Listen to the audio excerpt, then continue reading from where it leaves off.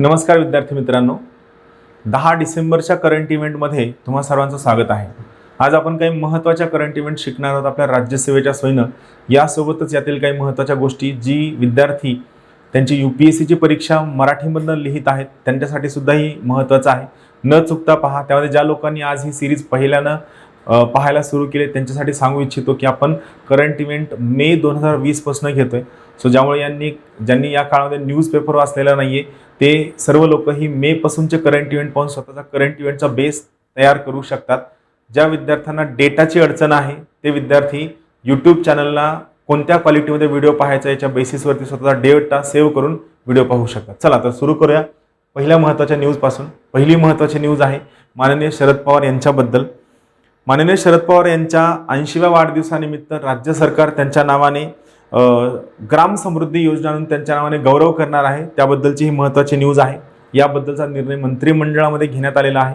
आपण याबद्दल जास्त माहिती जाणून घ्या। इथे लक्षात घ्या, महात्मा गांधी राष्ट्रीय ग्रामीण रोजगार हमी योजनेच्या संयोजनातून शरद पवार ग्राम समृद्धी योजना राबविण्याचा निर्णय मंत्रिमंडळाने घेतलेला आहे। याचे उद्दिष्ट काय आहे पहा। या कामांमधून सामूहिक आणि वैयक्तिक पायाभूत सुविधा उपलब्ध करून इसवी सन 2022 पर्यंत शेतकऱ्यांचं उत्पन्न दुप्पट करून प्रत्येक ग्रामपंचायत व त्या ग्रामपंचायतीतील घटक गावे करण्यासाठी यामध्ये काम केलं जाईल। इथं लक्षात घ्या, ही योजना नेमकी कशी असेल तर मी समृद्ध तर गाव समृद्ध आणि गाव समृद्ध तर माझा महाराष्ट्र समृद्ध या ध्येयासाठी 4 वैयक्तिक लाभांच्या योजना शरद पवार ग्राम समृद्धी योजनेमध्ये राबविण्यात येतील। 4 योजना असतील ज्या या एका पर्टिक्युलर योजनेमध्ये क्लब केला जाईल। त्यामुळे या प्रकारच्या योजनेला आपण फ्लॅगशिप योजना सुद्धा म्हणतो।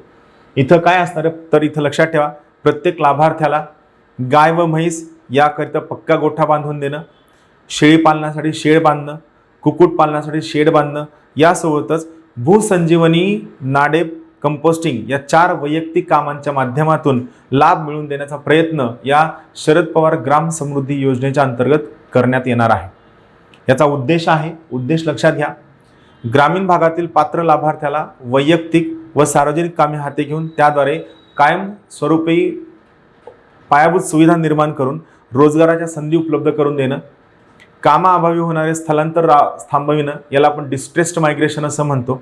आणि यासोबतच या कामांसाठी आवश्यक असणारे 60-40 अकुशल कुशल कामगारांचे प्रमाण संतुलित राहण्यासाठी महाराष्ट्र ग्रामीण रोजगार हमी योजनेच्या विविध योजनांच्या संयोजनातून या 4ही घटकांचं राबविण्याचा किंवा इम्प्लिमेंटेशनचा उद्देश राज्य सरकारने घेतलेला आहे। त्यानंतर दुसरी महत्त्वाची न्यूज आहे 9 डिसेंबर या आंतरराष्ट्रीय भ्रष्टाचार दिनाबद्दल। यामध्ये भारतामधील भ्रष्टाचाराचा आलेख चढता आहे, जो कुठेतरी कमी होणार होता असं अपेक्षा होती, मात्र हा आलेख चढता आहे। आणि ट्रान्सपरन्सी इंटरनॅशनल व इतर सर्व संस्थांनी दिलेल्या अहवालानुसार भारतामधील भ्रष्टाचार कमी न होता तो वाढतच चालला आहे। याबद्दल आपण जाणून घ्या। इथं लक्षात घ्या, आंतरराष्ट्रीय भ्रष्टाचार विरोधी दिन हा दरवर्षी 9 डिसेंबर रोजी साजरा केला जातो। हा दिवस संयुक्त राष्ट्र व त्यासोबत अनेक महत्त्वाच्या आंतरराष्ट्रीय संस्था या संयुक्तपणे साजरा करतात। या वर्षीची थीम आहे रिकवर विथ इंटिग्रिटी। परत एकदा सांगतो, या वर्षीची थीम आहे रिकवर विथ इंटिग्रिटी।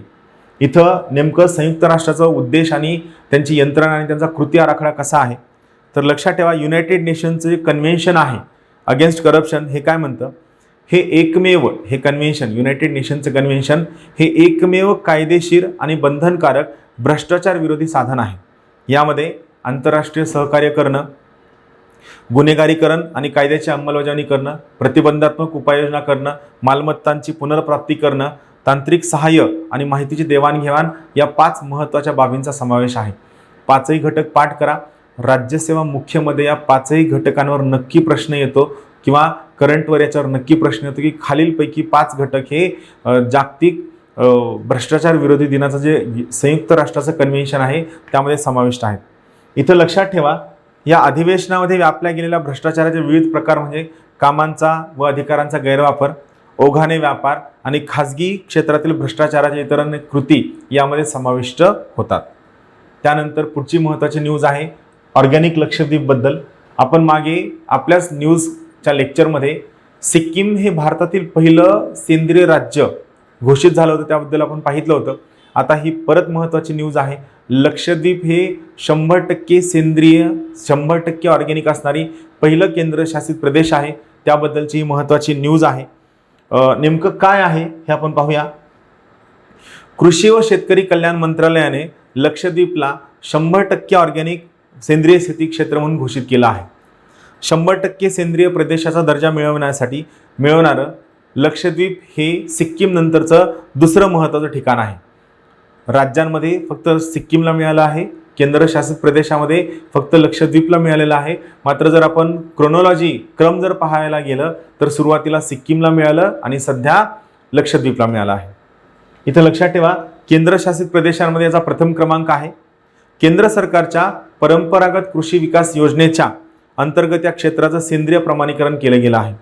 गेल्या 15 वर्षांपासून बेटांकडे रसायने आणि खतांची कोणतीही मालवाहतूक झालेली नाही, ही कौतुकास्पद बाब आहे। इथं लक्षात ठेवा, इथं प्रशासन केवळ कंपोस्ट, त्यानंतर कुक्कुटपालनाचं खत, हिरव्या पानांचं खत ज्याला आपण ग्रीन मॅन्युअर असं म्हणतो, यासारख्या शेतीमधील महत्त्वाच्या न्यूट्रिएंटचा वापर करून शेतीचा सराव करत आहे। रसायनांच्या खरेदीसाठी केंद्रशासित प्रदेशाने कोणताही खर्च केलेला नाही, ही आणखीन एक महत्त्वाची बाब आहे। सेंद्रिय शेती हा तुमच्या राज्यसेवा मुख्यचा महत्त्वाचा पार्ट आहे, ज्याला आपण ऑर्गॅनिक फार्मिंग असं म्हणतो। सेंद्रिय शेती राज्यसेवा मुख्यचे सिलेबसचा पार्ट आहे, आपण त्याबद्दल पाहूया। सेंद्रिय शेती म्हणजे नेमकं काय, तर यामध्ये नैसर्गिक पद्धतीने वनस्पतींची लागवड करणं आणि जनावरांचं संगोपन करणं समाविष्ट आहे। हे जमिनीची सुपीकता आणि पर्यावरणीय संतुलन बॅलन्स प्रतिबंधित करण्यासाठी जे खतं, बी बियाणे व रसायने यांचा वापर टाळणं याचा सगळ्यात महत्त्वाचा उद्दिष्ट आहे। यामध्ये लक्षात ठेवा, रासायनिक खतं आणि कीटकनाशकं यांचा वापर केला जात नाही, यात जैविक पद्धतींचा समावेश आहे। सेंद्रिय शेतीला प्रोत्साहन देण्यासाठी केंद्र सरकारच्या काही महत्त्वाच्या योजना आहेत, ज्याबद्दल तुम्हाला माहीत असायला हवं। पहिला आहे परंपरागत कृषी विकास योजना, यामध्ये प्रशिक्षण, क्लस्टर तयार करणं, विपणन आणि प्रमाणपत्र समाविष्ट आहे। दुसरा आहे, लक्षात ठेवा, राष्ट्रीय अन्न सुरक्षा mission, national food security mission, या अभियानाच्या अंतर्गत जैव खतांना आर्थिक सहाय्य करण्यात आलेलं आहे। आणि national mission on oil seed and oil palm ही तिसरी महत्त्वाची योजना आहे। इथं लक्षात ठेवा, इतर राज्यांबद्दल जर आपण थोडक्यात पाहायला गेलं सेंद्रिय शेतीच्या, तर 2000 मध्ये सेंद्रिय शेती धोरण सुरू करणारं उत्तराखंड हे भारतातील पहिलं राज्य आहे। उत्तराखंड हे सेंद्रिय शेती धोरण सुरू करणारं भारतातील पहिलं राज्य आहे। सिक्कीम हे 100% सेंद्रिय शेती करणारं भारतातील पहिलं राज्य बनलेलं आहे। धोरण आणणं आणि त्याची अंमलबजावणी करून रिझल्ट देणं, तर उत्तराखंड हे धोरण आणणारं पहिलं राज्य आहे आणि याची अंमलबजावणी करणारं सिक्कीम हे पहिलं राज्य आहे। त्यानंतर पुढची महत्त्वाची न्यूज आहे खेल मंत्रालयाबद्दल। खेलो इंडिया या एक अत्यंत महत्त्वाकांक्षी योजनेबद्दल युवा कामकाज मंत्रालयांचा आहे। इथं लक्षात घ्या, केंद्रीय युवा कार्य व क्रीडा मंत्रालय यांनी नुकतीच घोषणा केली की सरकार संपूर्ण भारतामध्ये 1000 खेलो इंडिया केंद्र सुरू करणार आहे। Federation of Indian chamber of commerce and industries तर्फे आयोजित केल्या गेलेल्या 10व्या ग्लोबल स्पोर्ट्स समिटमध्ये ही घोषणा करण्यात आलेली आहे। सेवानिवृत्त खेळाडूंना रोजगार मिळण्यामध्ये या 1000 केंद्रांचा खूप मोठा वाटा असणार आहे। यासोबतच ही केंद्रे देशातील क्रीडा संस्कृतीला चालना देण्यासाठी सुद्धा मदत करतील। लॉस एंजेलिस 2028 ऑलिम्पिकमध्ये भारताला अव्वल 10 पदकांची कमाई करणारा देश बनविण्याच्या दृष्टीने उद्दिष्टावर क्रीडा मंत्रालय कामकाज करत आहे। यापूर्वी लक्षात ठेवा, यापूर्वी जून 2020 मध्ये खेलो इंडिया प्रोग्रामच्या अंतर्गत Khelo India centre of excellence सुरू करण्यात आले। ही केंद्र देशातील एक क्रीडा पर्यावरण निर्माण करण्यासाठी प्रस्थापित केली गेली होती। मग सगळ्यात महत्त्वाचा प्रश्न पडतो की हा खेलो इंडिया कार्यक्रम नेमका काय आहे, तर इथं पाहूया। इथं लक्षात घ्या, खेलो इंडिया कार्यक्रम हा 2018 मध्ये सुरू करण्यात आला।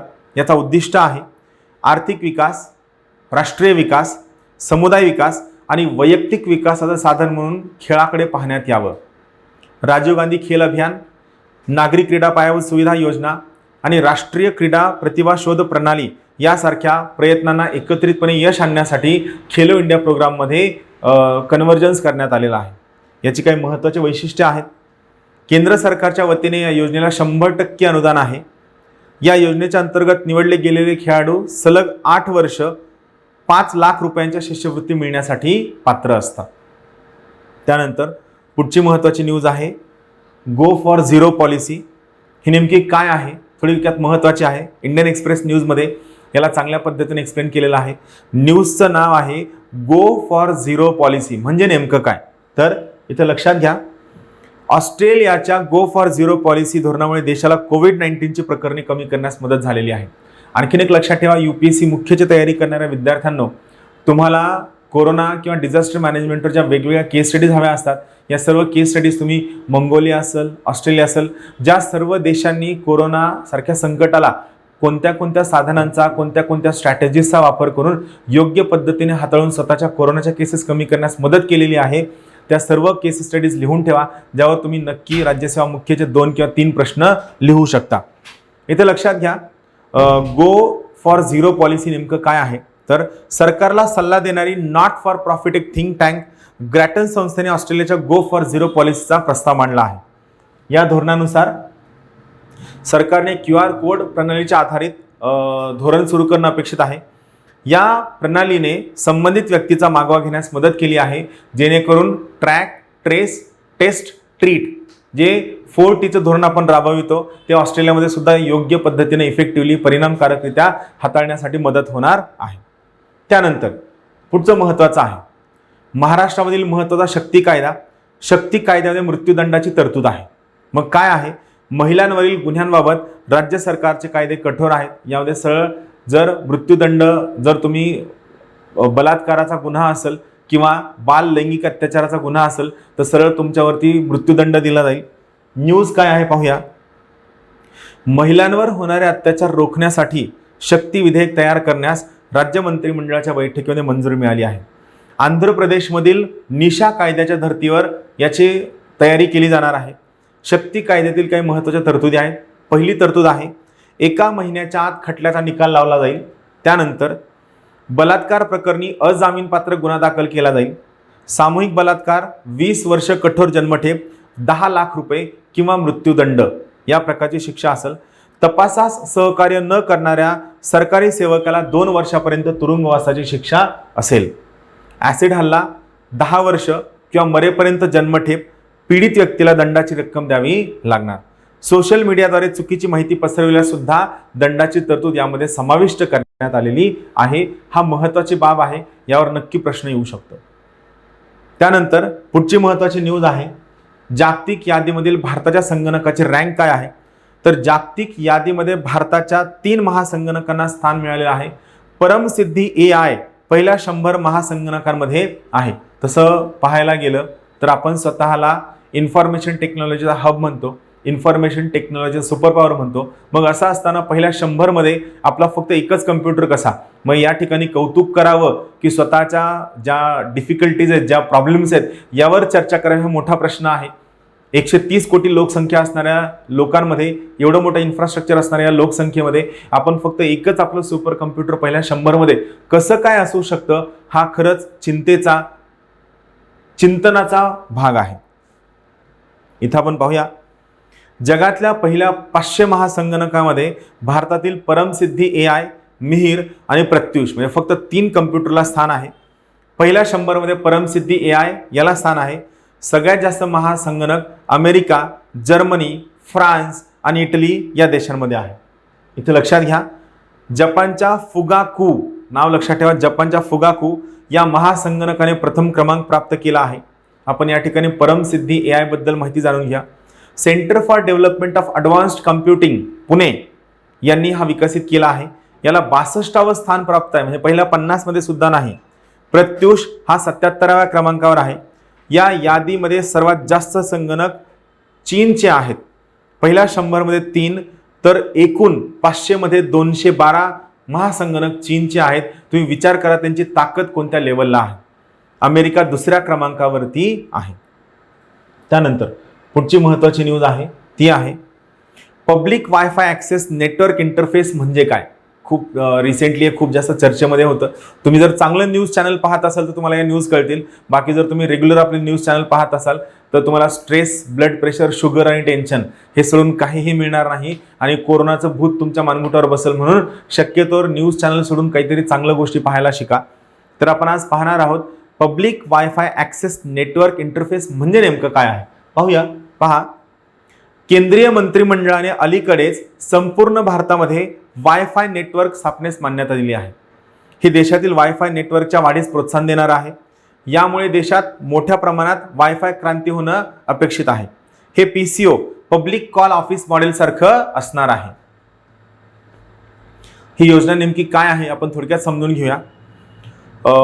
भव्य वायफाय नेटवर्क सुरू करण्यासाठी सुमारे 1 कोटी डेटा सेंटरची स्थापना केली जाणार आहे. 1 कोटी डेटा सेंटर हा खूप मोठा आकडा झाला. वायफाय नेटवर्क किंवा डेटा सेंटर स्थापित करण्यासाठी कोणतीही नोंदणी फी नाही, पण परवाना फी मात्र तुम्हाला द्यावी लागणार आहे. पब्लिक डेटा ऑफिस ॲग्रिगेटर म्हणजे PDO द्वारे सार्वजनिक वायफाय नेटवर्क स्थापित करणं हा याचा महत्त्वाचा उद्दिष्ट आहे. सार्वजनिक वायफाय सेवा सार्वजनिक डेटा कार्यालयाद्वारे प्रदान केल्या जाणार आहेत. लक्षात ठेवा, यावरती राज्यसेवा मुख्यमध्ये नक्की प्रश्न येईल असं मला पर्सनली वाटतं. यावर्षीच्या राज्यसेवा पूर्वमध्ये सुद्धा येईल, UPSC पूर्वमध्ये सुद्धा या प्रकारच्या गव्हर्नमेंट योजनांवर नक्की प्रश्न येतो, म्हणून यावर चांगली तयारी करा. त्यानंतर पुढची महत्त्वाची न्यूज आहे. फोर्ब्सच्या 100 सामर्थ्यशाली महिलांच्या यादीमध्ये अर्थमंत्री निर्मला सीतारामन यांचा समावेश करण्यात आलेला आहे. का केलाय ते आपण पाहूया. फोर्ब्स या नियतकालिकाने 2020 वर्षासाठी तयार केलेल्या जगभरातील 100 सामर्थ्यशाली महिलांची यादी जाहीर केली आहे. यादीमध्ये केंद्रीय अर्थमंत्री निर्मला सीतारामन यांचा समावेश आहे. HCL कॉर्पोरेशनच्या CEO रोशनी नाडार मल्होत्रा यांचा सुद्धा यामध्ये समावेश आहे. बायोकॉन कंपनीच्या संस्थापक किरण मुजुमदार शाह यांचा सुद्धा समावेश आहे. इथं लक्षात घ्या, निर्मला सीतारामन या 41व्या क्रमांकावरती असून रोशनी नाडार मल्होत्रा यांनी 55वे स्थान व किरण मुजुमदार शाह यांनी 68वे स्थान पटकावलेले आहे. इथं लक्षात घ्या, यासोबतच फोर्ब्सच्या यादीमध्ये जर्मन चान्सलर अँजेला मर्केल या सर्वोच्च स्थानी ॲज युज्युअल आहेत. मर्केल यांनी या यादीत प्रथम क्रमांक 2006 सालापासून तब्बल 14 वर्ष कायम राखला आहे. You just think. तर त्याला अपवाद 2010 सालचा होता. त्या वर्षी बराक ओबामा यांची पत्नी मिशेल ओबामा यांनाही स्थान देण्यात आलं होतं. या यादीत युरोपियन सेंट्रल बँकेच्या अध्यक्ष क्रिस्टियन लगार्ड या 2ऱ्या क्रमांकावर व अमेरिकेच्या नव्या उपराष्ट्राध्यक्षा कमला हॅरिस या 3ऱ्या क्रमांकावर आहेत. तिन्हीची नावं लक्षात ठेवा, महत्त्वाचं आहे. त्यानंतर पुढची महत्त्वाची न्यूज नौदलाबद्दल आहे. नौदलाने दिली स्मॅश 200+ ऑर्डर. नेमकं काय आपण पाहूया. भारतीय नौदलाला लवकरच इस्रायलकडून स्मॅश 200+ सिस्टीम मिळणार आहे. भारतीय नौदलाने या सिस्टीमसाठी ऑर्डर दिली आहे. हे ड्रोन विरोधी शस्त्र आहे, ड्रोन विरोधी सिस्टीम आहे. अँटी ड्रोन सिस्टीम ज्याला आपण म्हणतो. या सिस्टीमद्वारे दिवसा यासोबतच रात्रीच्या वेळी शत्रूंची छोटी ड्रोन्स पाडता येणार आहेत. स्मॅश 200+ ही एक computerised fire control and electro optic site system आहे. इथं लक्षात घ्या, बंदूक किंवा मशीन गनवर स्मॅश 200+ सिस्टीम बसविता येईल. पुढच्या वर्षी स्मॅश 200+ सिस्टीमचा पुरवठा सुरू होणार आहे. इथं लक्षात घ्या, यासोबत स्मॅश 200+ ची किंमत 10 लाखापेक्षा कमी आहे. बंदूक किंवा मशीन गनवर ही सिस्टीम बसून 120 मीटर अंतरावरून वेगाने लक्ष्याच्या दिशेने येणारी छोटी ड्रोन्स हवेतच नष्ट करता येतील. भारत इस्रायलकडून ही सिस्टीम विकत घेणार आहे. अशा पद्धतीचे स्वदेशी तंत्रज्ञान विकसित करण्याचा भारत स्वतः प्रयत्न करत आहे. भारत अमेरिकेसोबत मिळून छोटी एरियल सिस्टीम ड्रोन स्वार्म थव्याच्या स्वरूपात यासोबतच ड्रोन्स विरोधी सिस्टीम विकसित करण्याचं काम सुरू करत आहे. अमेरिकेसोबत झालेल्या DTTI या द्विपक्षीय कराराअंतर्गत ही सिस्टीम विकसित केली जाईल. त्यानंतर पुढची महत्त्वाची न्यूज आहे आंतरराष्ट्रीय चित्रपट महोत्सवाबद्दल. आंतरराष्ट्रीय चित्रपट महोत्सवात रोबिवारला 2 पुरस्कार मिळालेले आहेत. रोबिवार काय आहे तर पाहूया. इथे लक्षात घ्या, माद्रिद आंतरराष्ट्रीय चित्रपट महोत्सवात रोबिबार या चित्रपटाने 2 पुरस्कार जिंकले. माद्रिद याचे दिग्दर्शन आतुन घोष यांनी केलं आहे. विदेशी भाषेतील आघाडीची अभिनेत्री म्हणून जया अहसान व सर्वोत्तम ओरिजिनल स्क्रीन प्ले हे पुरस्कार मिळालेले आहेत. महत्त्वाच्या न्यूज होत्या. आपण रोज एवढ्या न्यूज कव्हर करतो की हळूहळू प्रत्येक पुढच्या दिवशीच्या न्यूजमध्ये कंटेंट कमी होत जातो. त्यामुळे मी परत एकदा तुम्हाला सुचवल, तुम्ही मे पासून करंट इव्हेंटच्या न्यूज पाहायला सुरू करा. तुम्हाला खूप मोठा फायदा होईल. तुमचा डेटा स्ट्रॉंग होईल आणि करंट इव्हेंटचा बेस जर एकदा चांगला झाला तर तुम्हाला नक्कीच फायदा होईल. महाराष्ट्र भूगोलाची आपली लेक्चर सिरीज सुरू करूया. आज आपण पाहणार आहोत आपल्या मृदेबद्दल. ते परत एकदा सुरू करूया. जांभी मृदा जी आपली सगळ्यात पहिली ते आपण पाहूया. जांभी मृदा याबद्दल महत्त्वाची माहिती आहे, ज्याला आपण लॅटरेटिक सॉइल सुद्धा म्हणतो. मोठ्या प्रमाणातील पावसामुळे जमिनीची रासायनिक धूप होते. पुढे त्याचं लिचिंग झाल्यामुळे या मृदेची निर्मिती होते. विस्तार सह्याद्री पर्वतरांगा व दक्षिण कोकणातील रत्नागिरी व सिंधुदुर्गचा पूर्व भाग, सातारा व कोल्हापूरचा पश्चिम भाग हा लॅटरेटिक सॉइलने व्याप्त आहे. पर्जन्य 250 mm पेक्षा अधिक असतं. मृदेत समाविष्ट काही महत्त्वाचे घटक आहेत. लोह व ॲल्युमिनियमचं प्रमाण अधिक असतं. नायट्रोजनचं प्रमाण अधिक असतं. पोटॅश, फॉस्फरस, चुना इत्यादीचं प्रमाण कमी असतं व आम्लयुक्त मृदा असते. इतर वैशिष्ट्य, या मृदेला लोह व ॲल्युमिनियम ऑक्साईडमुळे लाल रंग प्राप्त होतो. वीट निर्मितीसाठी उपयुक्त मृदा असते. पिकं, फळ पिकं जसं की आंबा, चिक्कू, काजू, पपई, साबुदाणा व मसाल्याची पिके इथे घेतली जातात. मी हे सर्व जे जॉग्राफीचे लेक्चर घेतोय, हे सर्व लेक्चर आपलं ज्ञानदीपचं महाराष्ट्राचं भूगोल थ्रू मॅप्स, जे श्रीकांत जाधव आणि दिग्विजय पाटील यांचं पुस्तक आहे. खूप छान पुस्तक आहे. ज्ञानदीपच्या बुक स्टोअरला तुम्हाला हे 40% डिस्काउंट मिळेल. ही सर्वच्या सर्व इन्फॉर्मेशन या पद्धतीने या पुस्तकात दिलेली आहे. तर मी तुम्हाला सर्वांना सुचवेल, पुस्तक नक्की विकत घ्या आणि सोबतच ज्ञानदीपची इतर सर्व पुस्तकं तुम्ही ऑनलाईन पद्धतीनं मागवू शकता. तुम्हाला या फोन नंबरवर कॉल केल्यानंतर तुम्हाला हे पुस्तकं नक्की मिळतील. सर्वांना खूप खूप शुभेच्छा. Thank you very much. Have a good day. Thank you.